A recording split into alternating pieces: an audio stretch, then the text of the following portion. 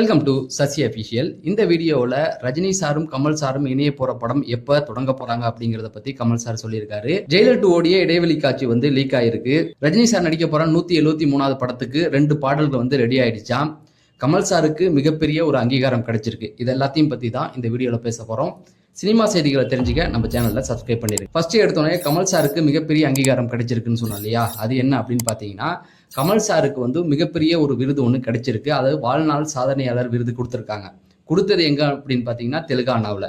இப்போ ஆந்திராவிலேருந்து தனியாக பிரிச்சாங்க இல்லையா, அங்கே தெலுங்கானாவில் கொடுத்துருக்காங்க. அந்த ஸ்டேட்டோடைய சிஎம் ரேவந்த் ரெட்டி. ஹைதராபாத்ல இந்த நிகழ்ச்சி நடந்திருக்கு. இதுல பைடி ஜெயராஜ் அப்படிங்கிற அவருடைய பேர்ல வழங்கப்படுற வாழ்நாள் சாதனையாளர் விருது கமல் சாருக்கு கொடுத்துருக்காங்க. இதுல என்னங்க பெரிய ஆச்சரியப்பட வேண்டிய விஷயம் அப்படின்னு நீங்க கேட்கலாம். கமல் சாருக்கு கிடைச்சது எங்கன்னு பாத்தீங்கன்னா தெலுங்கானாவில் கிடைச்சிருக்கு. கமல் சார் தமிழ்நாட்டில் தானே நடிச்சுக்கிட்டு இருக்காரு. தமிழ்நாட்டில் கொடுத்திருந்தா அது ஒரு சாதாரண விஷயம். ஏன்னா கமல் சார் மாதிரி ஒரு நடிகருக்கு விருது கிடைக்கலன்னா தான் நம்ம ஆச்சரியப்படணும்.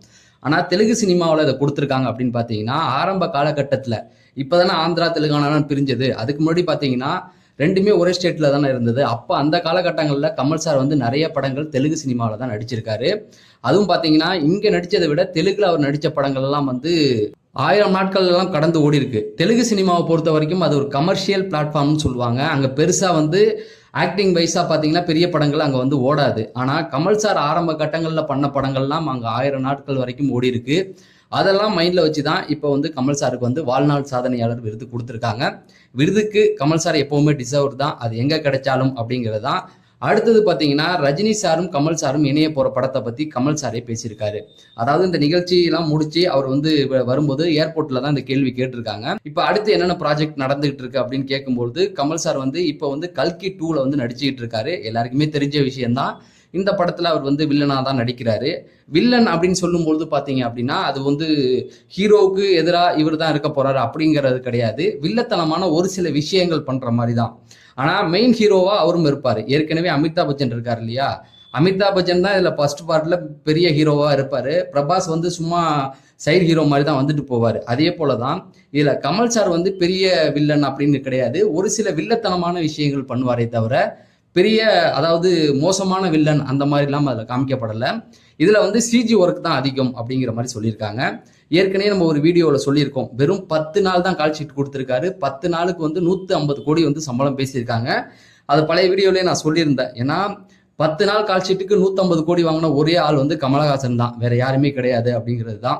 அதே இதுல ரிப்போர்ட்டர் நீங்களும் ரஜினி சாரும் இணைய போற படத்தை பத்தி சொல்லுங்க அப்படின்னு கேட்டதுக்கு, இதுல கமல் சார் நிறைய விஷயங்கள் சொல்லல. ஆனா ஒரு சில விஷயங்கள் மட்டும் அந்த படத்தை பத்தி பேசியிருக்காரு. இந்த படம் இப்ப ஸ்டார்ட் பண்ண போறது இல்ல, எலெக்ஷனுக்கு அப்புறம் தான் அப்படிங்கிற மாதிரி சொல்லியிருக்காங்க. எலெக்ஷன் அப்படிங்கிறத விட அடுத்த வருஷம் தான் அதை ஸ்டார்ட் பண்ண போறாங்க அப்படிங்கிற மாதிரி சொல்லியிருக்காரு.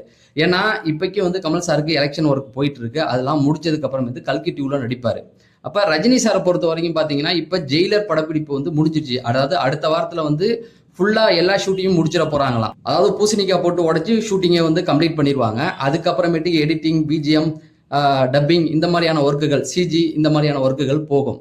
இந்த இடைவெளி காட்சி லீக் ஆயிருக்குன்னு சொன்னேன் இல்லையா, அதை கடைசியா சொல்றேன். அந்த படம் முடிஞ்சதுக்கு அப்புறம் ரஜினி சார் பாத்தீங்க அப்படின்னா 173க்கான ஒர்க் ஸ்டார்ட் ஆயிடுச்சு. இப்பயே சிபி சக்கரவர்த்தி மும்பரமா இதுக்காக வேலை பார்த்துக்கிட்டு இருக்காரு. அதாவது சென்னையில செட் ஒர்க் இப்ப போயிட்டு இருக்கு. அதாவது ரஜினி சார் பங்கேற்கிற முக்கியமான சில ஷாட் எடுக்க போறாங்களா, அதுக்கான செட் ஒர்க் தான் போகுது.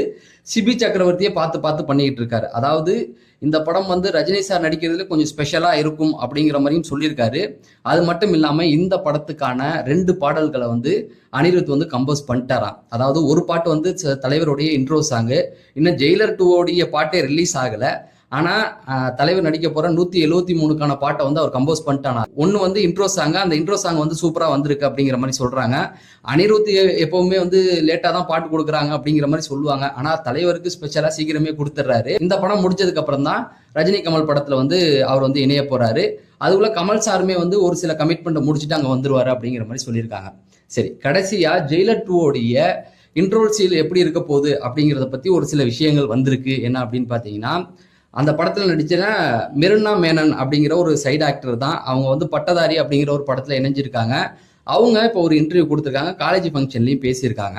அவங்க தான் ஜெயிலர் 2 இடைவேளை காட்சி எப்படி இருக்கும் அப்படிங்கிறத சொல்லியிருக்காங்க. அதாவது அவங்க சின்ன வயசுலேருந்து ரஜினி ஃபேன் அப்படிங்கிற மாதிரி சொல்லியிருக்காங்க. ஜெயிலர் 2ல ரஜினி சார் கூட நடிச்சது எனக்கு மிகப்பெரிய ஒரு வரம் அப்படிங்கிற மாதிரி சொல்லிட்டு, இந்த படத்தை பத்தி ஏதாவது அப்டேட் கொடுங்க அப்படிங்கிற மாதிரி கேட்டாங்க. ஸ்பெஷலா ஒரு விஷயம் இருக்குங்க. அதாவது இந்த படத்துடைய ஜெயிலர் 2 உடைய இன்ட்ரோல் பிளாக் வந்து ரொம்ப சூப்பராகவே வந்திருக்கு. நீங்க எதிர்பார்க்காத அளவுக்கு இருக்கும், ரொம்ப மாசா இருக்கும் அப்படிங்கிற மாதிரி சொல்லியிருக்காங்க. அதாவது உங்களுக்கு புரியுற மாதிரி சொல்லணும்னா, படையப்பா படத்துல வந்து அந்த ஊஞ்சலை வந்து துண்டை வச்சு இழுப்பாங்கல்ல, அந்த சீன் எவ்வளவு மாசா இருக்கோ அதே போல இந்த இன்ட்ரோல் சீனும் இருக்கும் அப்படிங்கிற மாதிரி சொல்லியிருக்காங்க. அதாவது படையப்பா படத்துல ஊஞ்சலை வந்து துண்டு போட்டு இழுக்கிற சீன் வந்து இன்னும் மாஸ் தான். தமிழ் சினிமாவில் அப்படி ஒரு சீன் வேற எந்த நடிகருமே நடிச்சது இல்லை. அதுல ரஜினி சாரா இருக்கட்டும், அந்த பிஜிஎம் ரெண்டுமே சேர்ந்து அதுல ஒரு மேஜிக் வந்து நடந்திருக்கும்.